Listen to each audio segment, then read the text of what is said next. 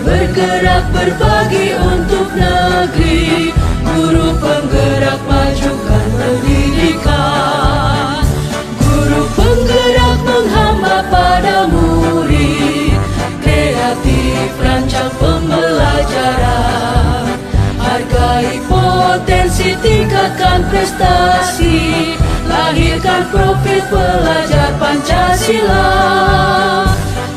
Selamat siang Bu Sulkaf. Siang. Ya. Ini saya ada beberapa mau bertanya sama Ibu Ya. dengan masalah dilema etika atau bisikan moral. Ya. Begini Bu, selama ini bagaimana Ibu dapat mengidentifikasi kasus-kasus yang merupakan dilema etika atau bisikan moral itu Bu? Baik Bu, kalau mengenai itu sebagai seorang pemimpin ya pastikan saya akan dihadapkan dengan berbagai permasalahan yang sulit di sekolah.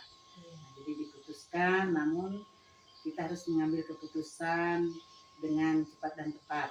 Jadi dalam hal ini meskipun begitu kita tidak bisa langsung memutuskan tanpa mengidentifikasi masalah dan mendengar berbagai masukan dari rekan-rekan juga, dari wakil kepala sekolah, bahkan kita libatkan komite juga Bu. Dalam ada hal-hal yang di sekolah ini yang mungkin terjadi gimana, jadi kita harus bawa dalam rapat seperti itu untuk menentukan keputusan atau solusi gimana harus kita tempuh. Kemudian selama ini bagaimana Ibu menjalankan pengambilan keputusan di sekolah Ibu? Terutama untuk kasus-kasus di mana ada dua kepentingan yang sama-sama benar atau sama-sama mengandung nilai kebajikan. Dalam hal ini juga sebagai kepala sekolah saya harus melihat situasi gitu. Nah, dari berbagai sisi biasanya Ibu meminta masukan dari wakil kepala sekolah, dari komite, juga dari dewan guru ya, dewan guru yang ada untuk bisa membahas segala persoalan yang ada, mendengar masukan dari ibu sekolah akan mengambil hal yang terbaik untuk suatu keputusan tadi. Ya meskipun tidak mungkin kita dapat memuaskan semua pihak ya, apabila dihadapkan dengan dua kepentingan dan sama-sama benar, ibu akan mengambil keputusan sesuai aturan dan biasanya disepakati dalam rapat. Kadang kita juga memberi rapat dengan orang tua murid untuk mensosialisasi hal-hal yang akan kita program di sekolah. Begitu juga sebelum rapat itu kita sudah ada rapat dengan rekan-rekan guru yang tadi dengan kepala sekolah untuk menjaga sesuatu yang misalnya terjadi begini, ada pertanyaan atau kritikan dari luar kan, bagaimana kita mengatasinya. Jadi suara bersama lah. Walaupun sebagai kepala sekolah tidak mungkin kita langsung buat keputusan karena kita kan satu tim Bu, tim kerja ini tadi. Ya. Kemudian langkah-langkah atau prosedur seperti apa yang biasa Ibu lakukan selama ini? Yang pertama kalau ada hal yang seperti itu, saya secara pribadi pertama Ibu akan mencoba memahami kasus yang terjadi. Kita telusuri dulu sampai terjadi kasus begini apa sebenarnya latar belakang lah atau asal usulnya gimana sampai terjadi begitu kan. Kemudian baru mengumpulkan wakil kepala sekolah untuk mendapat masukan, lalu mengadakan rapat bersama dewan guru yang ada. Kemudian apabila tidak sesuai dan tidak menemukan keputusan bersama maka dilakukan voting. Dengan begitu keputusan diambil dengan catatan, dilaksanakan dengan penuh tanggung jawab setelah suatu hal disepakati. Artinya kita juga memanggil misalkan komite, karena itulah keterwakilan dari orang tua ya, yang menjembatani hal-hal yang di sekolah ini diperlukan. Bahkan kasus-kasus itu kita selalu melibatkan beliau untuk bisa membicarakan hal itu, bagaimana keputusan yang kita ambil untuk supaya mendapat keputusan yang baik lah dari kedua belah pihak ini kan. Supaya sama-sama merasa enak lah begitu, tidak ada yang pihak yang diberatkan atau disalahkan, namun lebih ke kita memberi, kalau misalkan anak-anak itu kita kasih, kalau untuk SD ini sulit juga kita kasih putusan, itu pasti kita ramah juga berembuk Bu. Karena mereka itu lebih ke kita kasih saran atau masukan atau lebih ke memberi pengertian yang karena masih tingkat dasar itu. Iya. Kalau kita langsung kasih tindakan itu ya serba salah ya. Iya. Jadi dari itu juga perlu banyak orang, artinya dilibatkan rekan-rekan guru seperti komite, bahkan ada juga dari tokoh-tokoh yang ada dari pihak orang tua yang bisa kita percayakan juga untuk membantu membahas persoalan seperti itu.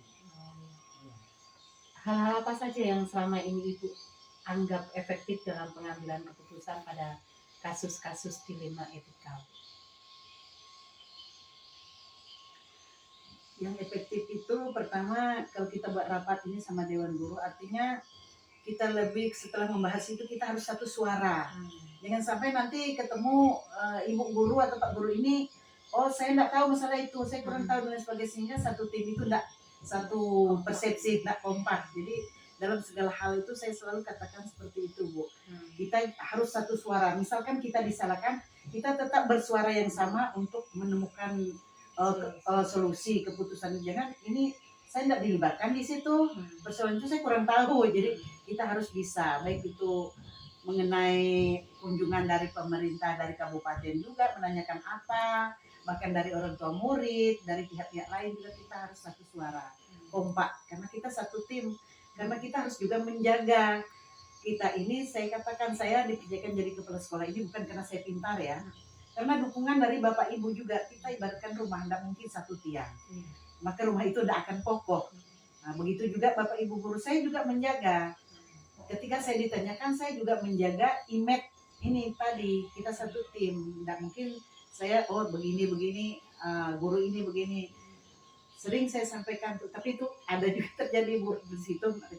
Kita jangan saling melapor.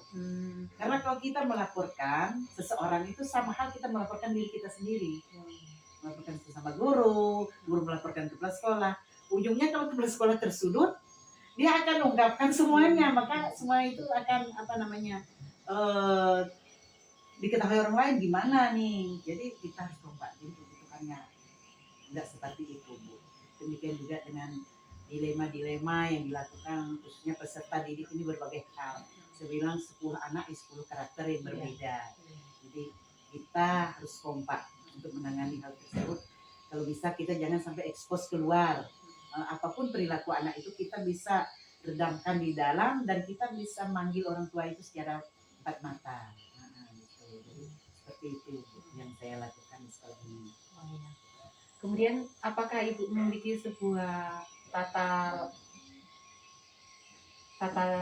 kala atau jadwal tertentu dalam sebuah penyelesaian kasus dilema etika? Dan apakah Ibu langsung menyelesaikan di tempat atau memiliki sebuah jadwal untuk menyelesaikannya, kemudian bentuk atau prosedur seperti apa yang Ibu jalankan? Jadi misalnya nih Bu, misal di kelas, anak itu ada melakukan hal-hal yang tidak menyenangkan temannya, gurunya tidak bisa menyelesaikan persoalan tersebut, jadi lapor lagi ke saya sebagai kepala sekolahnya. Kami akan berembuk dewan gurunya. Jadi kami berembuk, misalkan hari ini tunggu saja, nanti pulangnya kita tunggu sebentar, tidak lama kita bahas ini. Apa solusi yang kita hadapi, harus yang kita untuk menyelesaikan persoalan ini dengan temannya atau dengan guru. Anak-anak itu ada tingkah yang tidak menyenangkan. Jadi kalau untuk jadwal, saya tidak punya jadwal. Ketika ada persoalan itu, ya kita langsung bahas dan kita sepakati. Misalnya hari ini ya kadang tidak juga mereka menolak, kadang kami tuh kita bahas ini gimana ya, kita secara tidak begitu saya bilang seperti sharing saja Bu. Yang penting menemukan solusi yang terbaik untuk mengatasi persoalan itu. Yang penting hal-hal itu nanti jangan sampai terekspos keluar, dan harus kita menemukan solusi yang terbaik untuk anak itu ke depannya. Karena memang itu tadi kalau tingkat SD ini tidak sampai juga kita keluarkan dan lain sebagainya, karena masih kita menganggap itu dunia anak-anak. Memang harus guru itu bekerja keras untuk menempa mereka, saya katakan Iya. itu nggak tahu di bahasa lainnya, untuk mendidik mereka itu dari sejak dini lah. Beda kalau sudah di SMP pemolesannya lebih anu lagi gitu. Jadi kalau di SD ini pemolesannya kurang, ya tentu di SMP itu lebih berat lagi mereka untuk mengatur. Jadi dalam hal ini untuk penyelesaian segala masalah itu saya enggak ada jadwal tertentu, tetapi kami misalkan ada waktu memang ini kita langsung bahas, baru kita panggil anak tersebut untuk penyelesaiannya setelah kita menemukan solusinya itu dengan teman guru yang jelas. Penyelesaian itu saya tidak sendiri, Bu, dengan semua rekan-rekan guru, wakil kepala sekolah, dan tadi komite juga kami panggil untuk bisa membahas segala persoalan itu. Iya. Nah, Bu, di sini adakah seseorang atau faktor-faktor apa yang selama ini mempermudah atau membantu Ibu dalam pengambilan keputusan dalam kasus-kasus dilema etika ini? Kalau untuk itu seseorang atau ini, kalau untuk di sekolah ini kita tim kerja kita juga yang selalu kita libatkan, Bu. Iya. Jadi dalam segala hal ini kita, untuk saya pribadi sebagai yang dipercayakan ini, saya tidak tertutup. Dan segala hal yang saya sampaikan seperti itu. Kemudian kalau orang tua ini, kalau bentuknya ini memang rahasia sekolah, kita tidak libatkan, Bu. Kecuali komite ini tadi yang kita undang untuk membantu membahas segala persoalan itu. Jadi kalau di sekolah ini karena memang tidak ada yang begitu hal-hal yang luar biasa, masih bisa diselesaikan oleh tim yang ada ini, tim kerja kami lah, mulai dari wakil kepala sekolah dan dewan guru semuanya, seperti itu. Nah, ini yang terakhir nih, Bu. Dari semua hal yang telah disampaikan, pembelajaran apa yang dapat Ibu petik dari pengalaman Ibu dalam hal mengambil keputusan di dilema etika ini? Kalau saya ini, kalau untuk yang ini lebih ke, kalau untuk pribadi saya itu, saya bisa menyelesaikan persoalan seperti ini karena saya tidak tahu benar atau salah, saya merendah, Bu. Saya bukan tipe kepala sekolah yang ini, saya sama kayak dewan guru, sehingga mereka itu seperti saya itu, saya selalu pertama melakukan hal itu. Jadi saya tidak, ini maaf, Bu ya, Iya. saya selalu saya seperti guru biasa dan mengerjakan segala sesuatu. Ini tadi saya kasih contoh duluan. Jadi dalam segala persoalan itu, jadi makanya mereka bilang begini, mau kayak apa kalau Ibu pensiun? 1 hari 2 hari tidak turun. Mereka selalu mengatakan begini, Bu, kami ini kayak ayam kehilangan induk. Tapi kalau saya ini, Bu, jujur, kalau ngomong itu memang saya strength. Saya selalu membiasakan kalau di sini awal-awal itu saya keluar dari rumah itu, ya ini ceritakan otonomi daerah nih. Saya bawa makanan, apa segala macam sekolah. Guru-gurunya diam saja kan, makan bersama. Mulai kami dari kantin kami di sana kan. Misal ada apa, misal saya pulang dari bepergian, selalu bawa kue ke apa. Jadi sampai sekarang itu jadi pembiasaan dari kami. Guru itu juga dia gajian, di meja itu ada selalu bawa apa dari rumah, itu bawa sayur, ini bawa, kita masak ini. Jadi kami itu kayak keluarga. Sampai kami ada bantuan WC dari bangku di ujung ini. Saya ini sebelum WC-nya ukuran 4x6.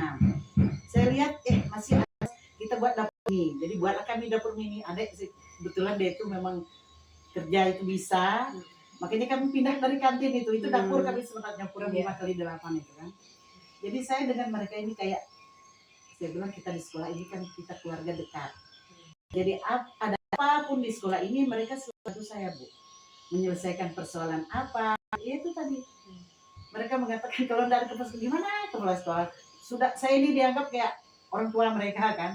Kami ini tidak biasa kalau ibu tidak ngomong gimana gitu. Jadi kami itu satu keluarga, dan saya itu kalau ngomong itu jujur, saya belakang. Jadi di belakang sudah tidak ada. Gimana ini langsung. Jadi guru-gurunya itu juga seperti itu. Saya terbuka, saya selalu menganggap mereka sebagai teman.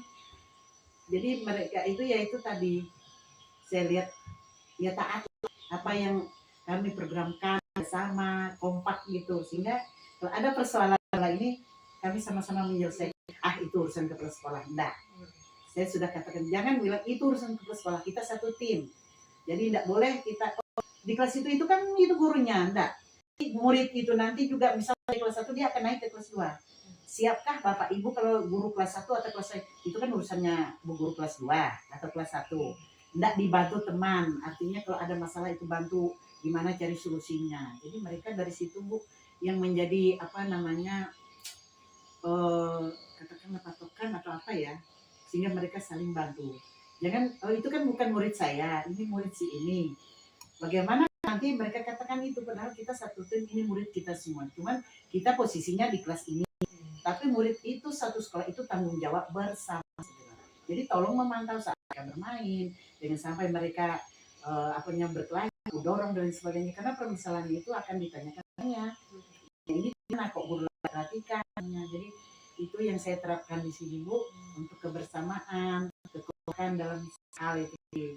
Nah, jadi makanya mau bawa aja dari rumah. Oh, kita kompak nih, kita yuran ini ya, namanya partisipasi. Ikut sudah, jadi saya buat kayak misalnya kita ini anunya yurannya terserah Bapak Ibu. Jadi saya duluan di situ baru tinggal mereka isi. Tunjukkan lagi, saya percayakan Bu. Kalau di sini kan kami koordinator, saya ini koordinator ya, ini bercerita apa komen dan sebagainya. Masing-masing itu bertanggung jawab. Kalau ada kekurangan, ada kesulitan dalam melaksanakan itu, kasih tahu. Jadi akan cari solusinya. Jadi kebetulan kemarin koordinator bercerita itu Ibu Heni. Jadi dia berhasil sampai ke kabupaten sampai ini kemarin berapa kali dia berhasil si itu juara dia tidak dulu. Si Ibu Bel ini saya di sini itu saya koordinator itu.